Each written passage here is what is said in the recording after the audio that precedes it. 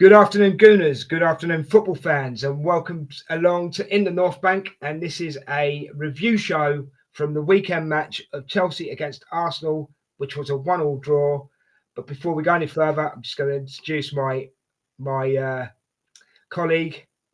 Are you there, Rich? I think you're Yeah. frozen. Oh no, you look like No, I am there. It's just a bit darker because I've got a fan in the fan light in the garage, and my son's got the bit that operates the fan. So when I turn the light on, the fan goes, and it's cold enough in here anyway. right.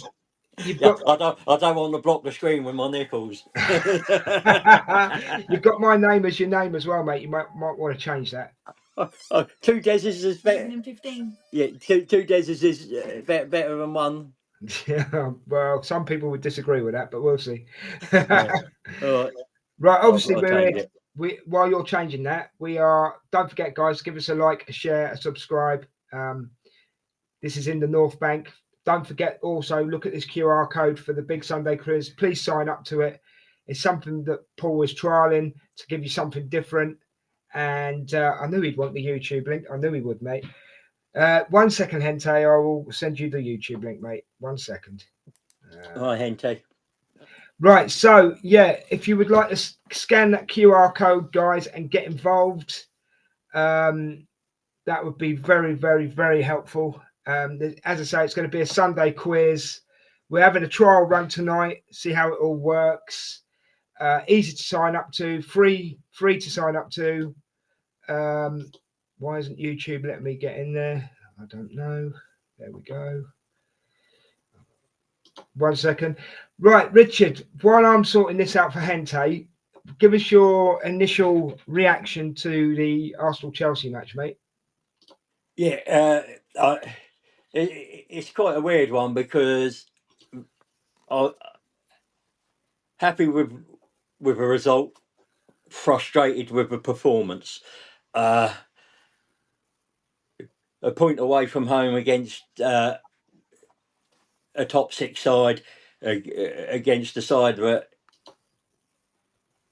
if you'd lost the match would be 3 points behind. You've got to be happy with, but we weren't at it performance wise, so quite a bit of frustration there, quite a bit of if I was looking for one draw in the week, it would have been the Bayern game, but it is what it is. You've got to give Chelsea credit; they put in their best performance out there, and we didn't. So you look back at it and say that it's on the balance of things, it's probably a fair result. Yeah, I mean, I'll be honest. I came away from the game a bit disappointed because we'll talk about it in a minute. But when they went down to 10 men, I thought that was the time to put them to the sword, and for once we didn't do it. And usually we do, and usually when someone's playing a high line against us, we enjoy that and we thrive on it, and we usually win. So yeah, it's Chelsea came to play though. Got to say that. Yeah, It was rough. It was ready. It was a little bit dirty. It was a London derby at the end of the day, wasn't it? yeah. You got to give them their credit. They came with a game plan. They executed it perfectly, and we got drawn into their game plan. Yeah, yeah, totally agree. Hente, the YouTube link is there for you now, mate. Give that a click and you should be fine.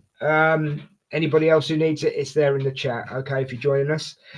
One more. So I'll tell you what, Rich, break down the first half for us, mate, in your style. Yeah. Well, I'll break it down to before the red card, because I want to do the red card Separate as a separate incident. Yep. So first half, bit of a chess match. There was a lot of challenges, lot lot of physicality in that, and there were fouls and bits and pieces going on, and then Zubimendi gets a yellow card, and it's sort of it maybe not necessarily be a yellow on itself, but I think the referee at that point thought, right, I need to get control of this game, and it's an accumulation of both sides having fouls, and he said, right, now enough is enough. I'm going to put my stamp on it. Chelsea looked probably better in that opening exchanges. So their physicality, their man to man, they went man to man, and they seemed to come out on top of it. The second balls they were getting, we were just a little off the pace. But having said that, we still were sort of defensively keeping them at an arm's length. They weren't really peppering our goal. Yeah, So I agree with you there. I do agree with you there. So it's sort of getting into that, and then after the red card, it changes the game a bit. We start to get on top, and we start to sort of get a little bit more control. But yeah, Chelsea were then going down under every single challenge, rolling about and trying to get even the game up pretty quickly. Yeah. And I thought we needed to recollect and just be a little bit sensible in that part. So We got sucked into it a bit, didn't we, Rich? yeah, and so I mean, what did you think of that first half? And then we'll go into the To be actual honest, red card I can't disagree with anything that you've said, really. Totally agree with everything you've said. But I will say this, the referee was a big factor in this game. Chelsea were using the dark arts quite a lot. Anthony Taylor, I don't rate him as a referee, but that's my opinion. He was blowing his whistle for every single incident, and it just, for me, it disjointed the game. It was stop, start, stop, start, stop, start, and maybe that was something that affected Arsenal. I don't know, but I just felt that Anthony Taylor, everything's about him, and yeah, I mean Chelsea were going down on the slightest tackles. And don't get me wrong, there's that major one that we're going to talk about, but they were going down on the slightest tackles. Chalobah, right? I saw was it Henkape that hit him in the face with his arm? Yeah. Yeah. Didn't look that. It was a foul. I'll admit it was a foul, but it didn't look that bad. And then I saw his face, and I thought, "Oh, well, you've been wrong there, Des. He's got this little bump on his face, whatever it was." You know, there were some hard tackles. There were some really hard tackles in this game. Cucurella, and I said it. I think I said it in the watch along, mate. We put a player on a yellow card, or they get a yellow card, and for some reason Arsenal just don't put pressure on that player anymore. All right, we were lucky with the tackle that we're going to talk about, but Saka should have been putting Cucurella under pressure, and he didn't. And actually, Cucurella didn't change his game, did he? No, no. If you I look think he was a little bit more clever with it. He did. Yeah. He didn't make another one of those sort of tackles, but he still was aggressive enough to let Saka know where he was. I will touch on that Hincapié and Chalobah one. I know there's been a few Chelsea fans, so I'm sure that should have been a red as well. No, those when the player is looking at the ball going up, he does, and they do use their arms for leverage, and he catch an opponent is always a yellow. The only time that is a red is if there is clear intent to hurt to catch a player, and they're not looking at the ball. They're only interested in the player. Then it's, but you can see that from the thing. We had it a few years ago where I think it was Richarlison or somebody stamped on Tomiyasu. Yeah. And no, it was Dominic. It was Dominic Calvert-Lewin in the Everton game, and they both tussled for the ball, fell over. Dominic Calvert got up and stamped on Tomiyasu's stomach, and because he wasn't looking at Tomiyasu, they say, "Oh no, he didn't know where he was putting his feet." That's a cop out, isn't it? Let's be honest. Yeah,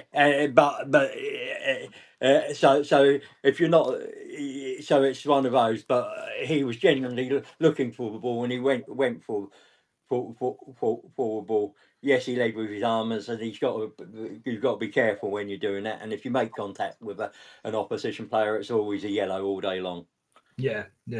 I mean, I wasn't against. As I say, it was a foul, but I felt as well that they made more of it than probably both sides guilty. Don't get me wrong, but they made more of it than it actually was. Do you know? Yeah, what I mean? Well, they've been down. They went down to 10, and I think they felt just. But going to your point on Taylor as well, for me, the referee is there to uphold and adjudicate the rules of the game. It's not his.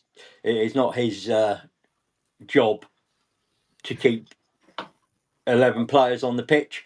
So if you're going to make a tackle that a referee or VAR is going to deem a red card, then that's on you. No, I get that. The referee shouldn't have to worry about saying whether he wants to send a player off or not. You've got Chelsea up to that point were right on that edge of being physical and aggressive, but not overstepping the mark. Yeah, I get you. Yeah. So if you want, we'll go into that. Yeah, we can do. Yeah. I mean, I'm just going to go quickly into chat before we carry on, Rich. Yeah. Hente says, "Thanks, gents. I'm here. Thank you, Hente. We appreciate that." And Emerson's here, and he says, "Good afternoon to me, Hente, and yourself, Richard." Hi, Emerson. Hi, Hente. Hi, Emerson. Like me, you're always here. Yeah, you two are always here.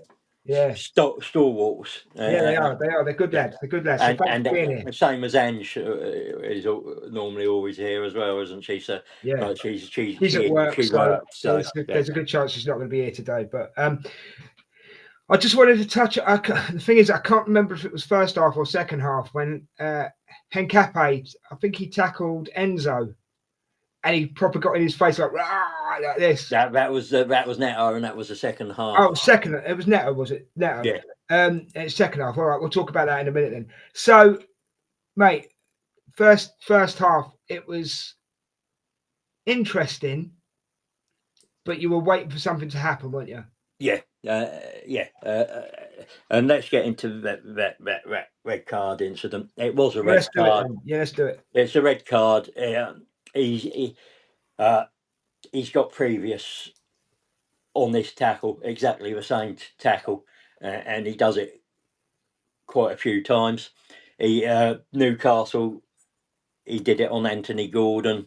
There are a couple other games. It's exactly that same sort of thing. And if you watch it back, it's almost a jump one, but he both feet leave the floor. Then one plants, and then that foot goes straight into the player's ankle, and it's dangerous and it's risky. And if he catches him properly, uh, he breaks the players, and if you watch just after it, he gets up to his knees, thinks, hang on, I could be in trouble here, and starts rolling around himself. Yeah. himself. But his initial one was to get up, and when he got when he got sort of got the yellow, he was quite quick, ready to Carry on. run back onto the pitch to thing. Then of course it got barred, and for me, you can't be taking that. I didn't see how it took that long to get to that decision. Yeah. Yeah. Because well, you play it at speed, and then you play it once at slow motion, and you should be able to go then make that thing. And there was such a delay in the Taylor's explanation, because I saw him speaking, and then it came out over the stadium mic. Yeah. There's about a 30-second delay on that, so they've got to work on that as well. And as I said in game, I would rather the moment that happens, you and it said you get to the VAR bit, you should be able to hear the whole interaction between VAR and the referee. Exactly. Yeah. Like, and we said at the time, like they do in the rugby matches, you can hear everything, can't you? Yeah. Yeah. It leads to my question, and again, it sounds like I'm having a dig at Anthony Taylor, but how did Anthony Taylor decide that was a yellow card, not a red card, without having VAR?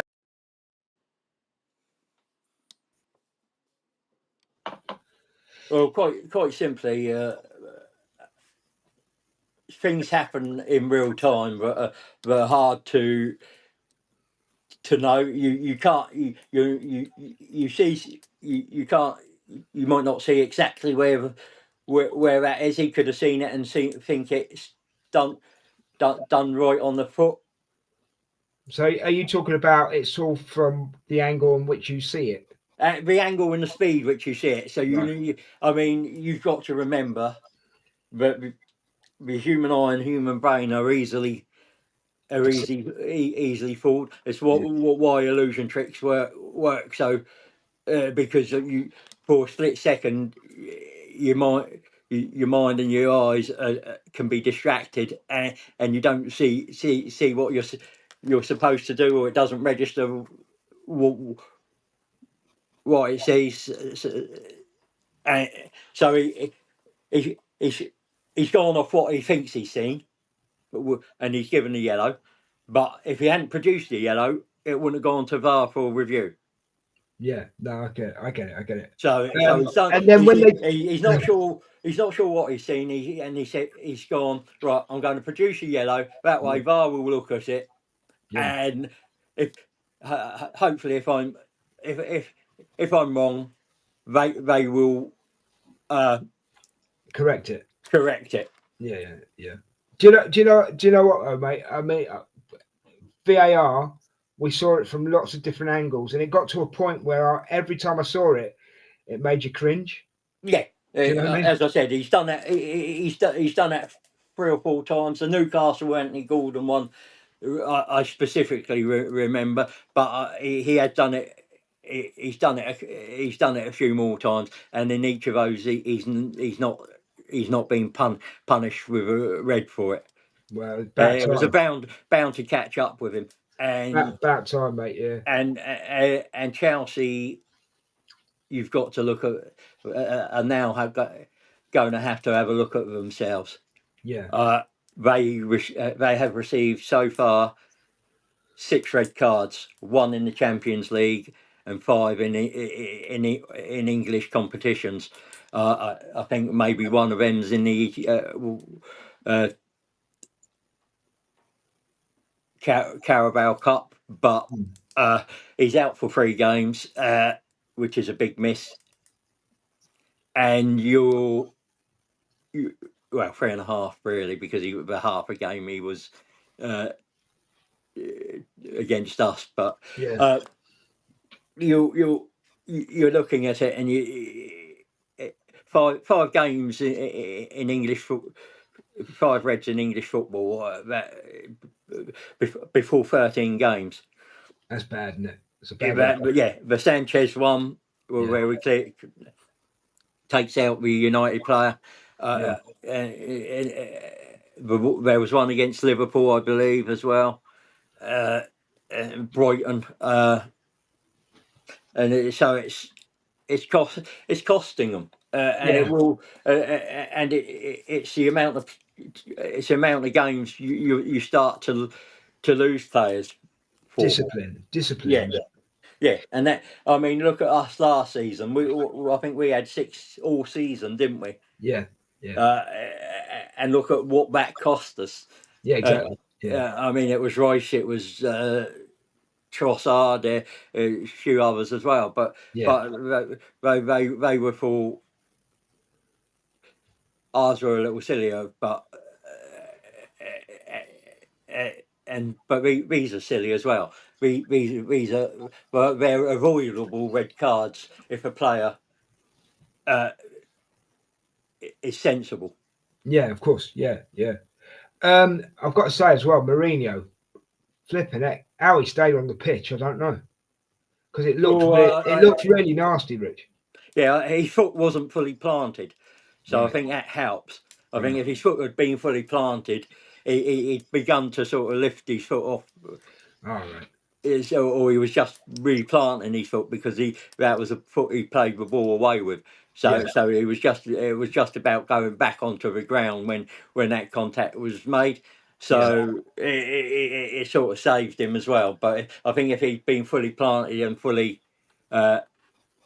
stable, that might have caused serious damage. But as I say, I'm not.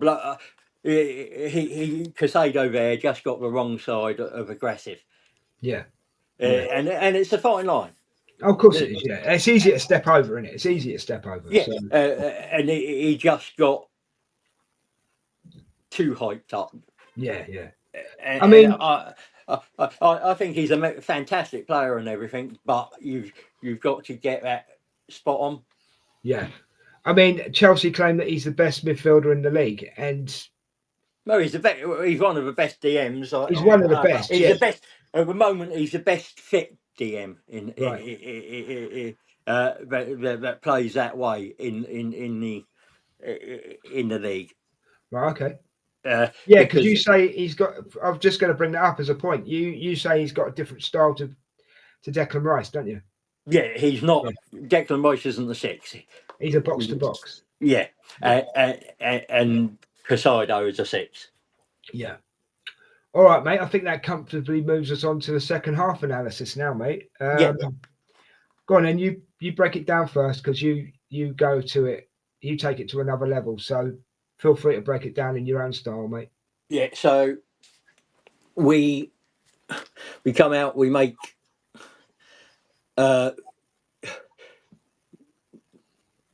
We dominate. Chelsea make a change, which was sensible, and it wasn't the wrong change this time by Maresca. He's obviously learned from the United and other games, and he sort of kept the attacking players on, and he's just tweaked things, which was sensible. And they drop into a low and trying to hit us on the counter. And we had lots of ball, a lot of possession, but we didn't do enough with it. We were just probing away.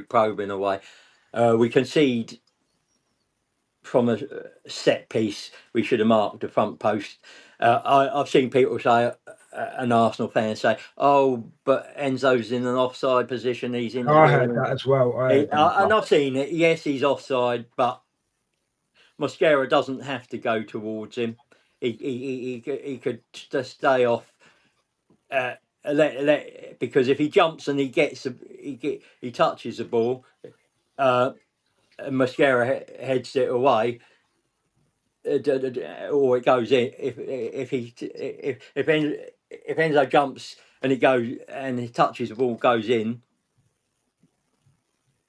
VAR will look at it, and then it will be disallowed. But because Mosquera's wrestling with Enzo, he makes no attempt to try and clear the ball. So he's not interfering. He's not interfering with play. I know people will say, but if he wasn't there, Mosquera wouldn't be wrestling with him. But you've got to be more sensible. You've got to be switched on. I agree, and I heard the offside claims as well. But also, if I remember right, on the watch along, me and you said it was an own goal. It looked like an own goal, didn't it? I thought Rice had got ahead onto it, but Chalobah Chalobah got up ahead. But our marking and allowing Chalobah to get into that area. Yeah, Rice could have stepped and maybe should have stepped forward half a foot. And Chalobah wouldn't have been able to get into that space, and he would have cleared it. But if we'd had Saliba and Gabriel there, they maybe would have been in a better position. And Gabriel clears it off thing. Yeah. So yeah, I'll be there in a bit.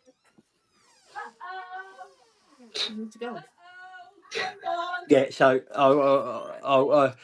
but yeah, I think we should have defended that better. I don't put any blame on, and I don't think it's offside.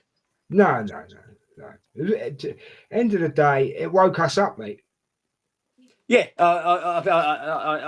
it's one of those that we don't concede many like that, and we should have been doing better with it. But so do you want to touch on the Arsenal goal? Yeah, we will. We